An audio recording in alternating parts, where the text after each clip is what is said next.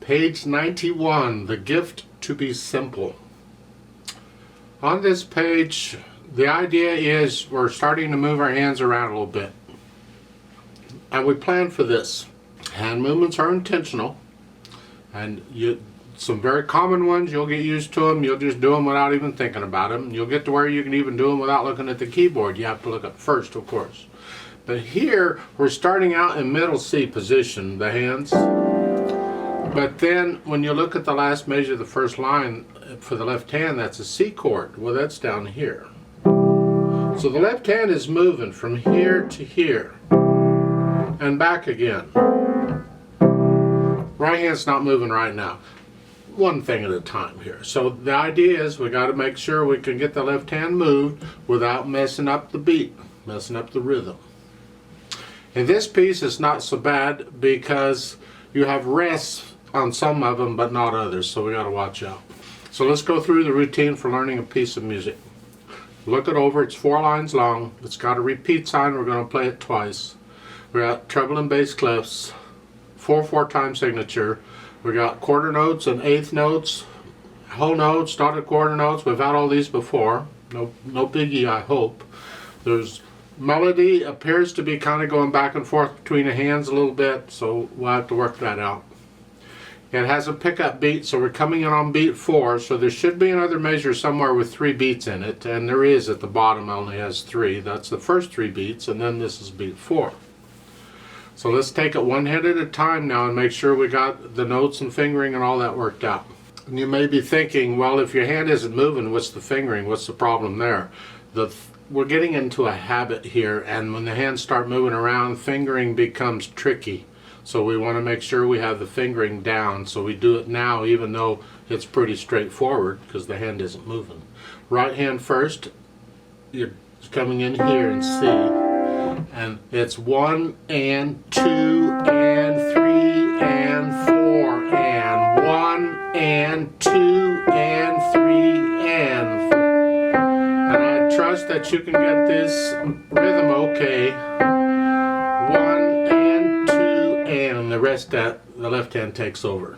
According to the time signature, every measure's got to have a certain number of counts.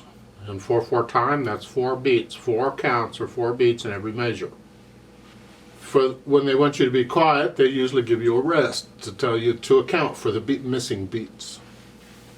Well, if you look at the second line, second measure, in the upper staff, you have 3 eighth notes, and that's it. That's 1.5 counts in that measure. If you look at the lower staff, it's got 2 quarter notes and an eighth note in it. Well, that's 2.5 counts. That's not 4 counts.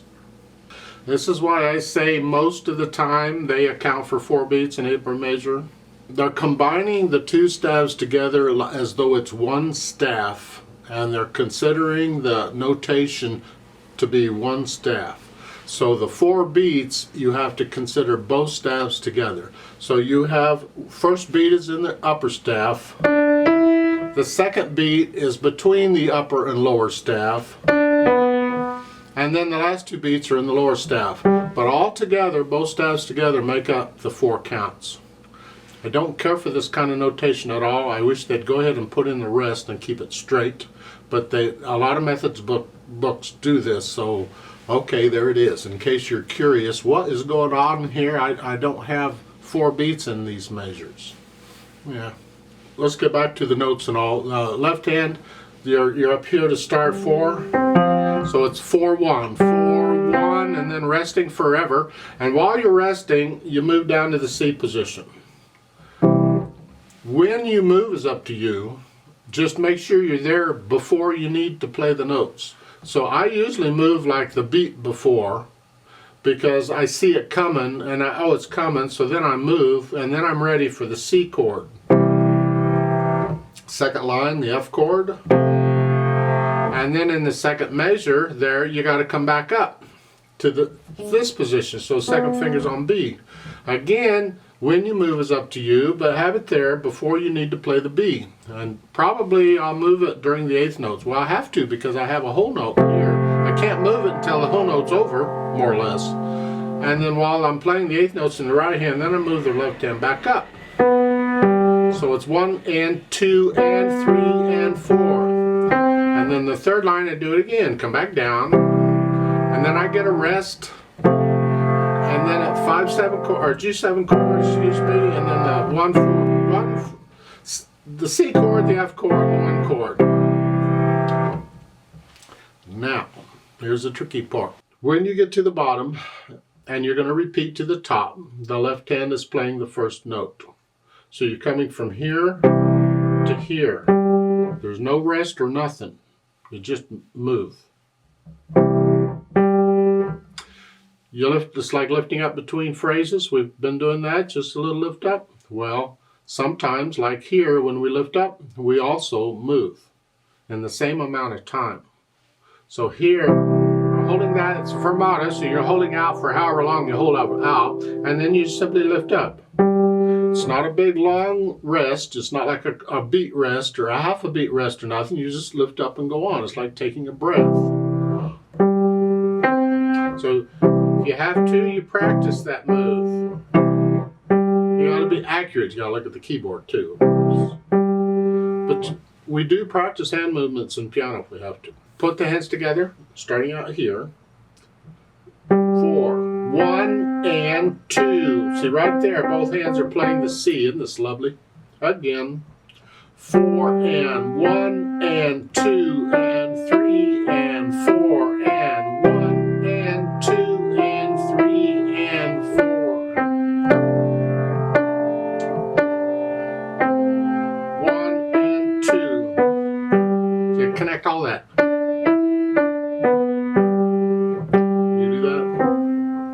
There you are. So you go through and put the hands together and then go back through those spots where you're hesitating and get rid of the hesitations. You see, when you first put the hands together on this, you'll probably hesitate all over the place. That's okay. You can hesitate now.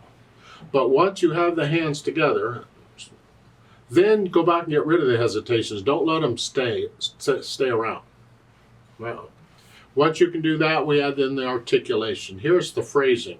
You see the big curved lines? You're going to lift up between the phrasing.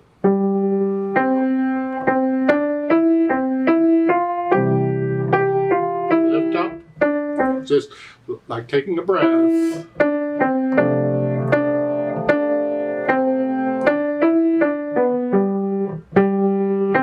You see, when you play repeated notes on a piano, you get silence anyway. But this phrasing thing is a little longer silence. So put in the phrasing, then the dynamics. That goes to the melody. Whatever you think soft is. And you're going to crescendo. See the hairpin there? They don't tell you how loud to get. I suggest you only go up to about a moderately soft in there. Don't go up very much. Right there.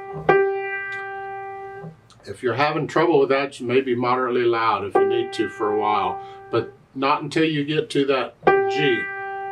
And that the left hand's got to be soft. So it's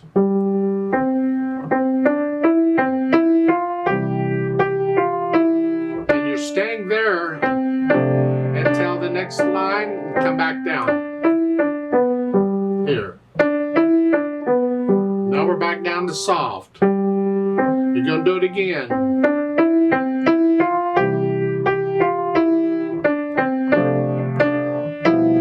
Then the last measure, go back down to soft. Each one of these a little softer, and the left hand's got to be soft all the way through.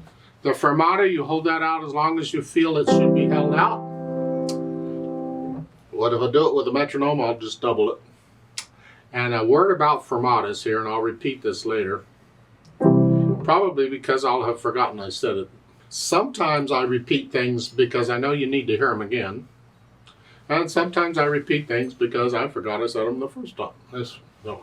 You see at the last line in the first measure between the stabs, it says second time ritardando. Ritardando is back to that Italian stuff again. It means gradually slow down. I think of a train coming into a station and it just gradually slows down. Except in music, we don't stop. We don't slow down to a stop. We just slow down. It doesn't say how much to slow down. That's a felt thing. It's part of interpreting music. I'm going to talk more and more about interpreting music as we go through this book. But retardandos and fermatas, how long you hold it and how long you feel, that's part of interpretation.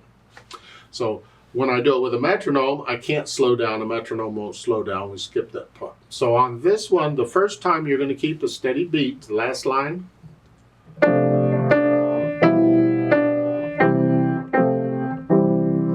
Second time, you're going to slow down a little bit.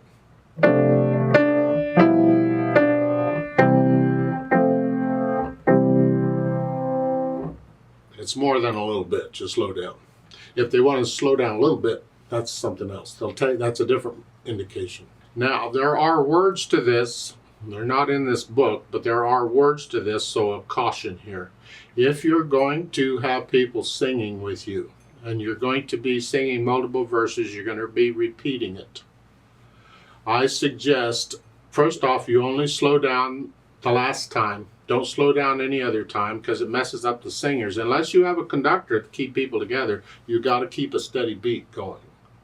And on the fermata at the end, I suggest you hold that out maybe 2 counts, rhythmically, 2 counts, and then go on.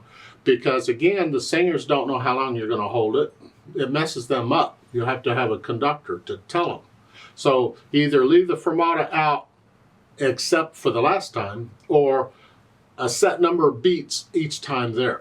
And this one, it kind of makes sense to hold it out an extra beat. We're just like adding an extra beat to the piece. That's all.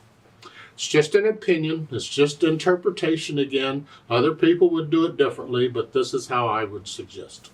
And then finally, the speed. Moderately slow, again, this is a gentle piece.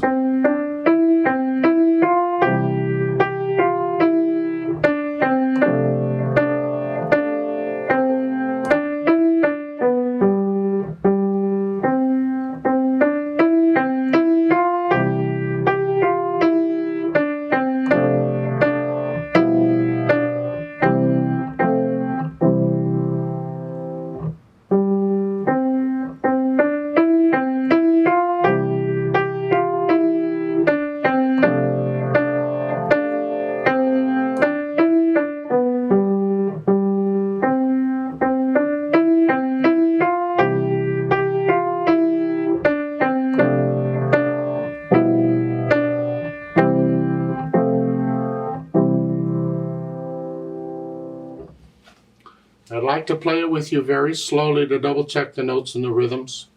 I'm not going to do any dynamics. I'm going to hold the fermata 2 counts instead of 1. I can't slow down, but we are going to repeat it. So I'm going to give us 3 counts. 1, ready, go. 1 and ready and go and 4 and 1 and 2 and.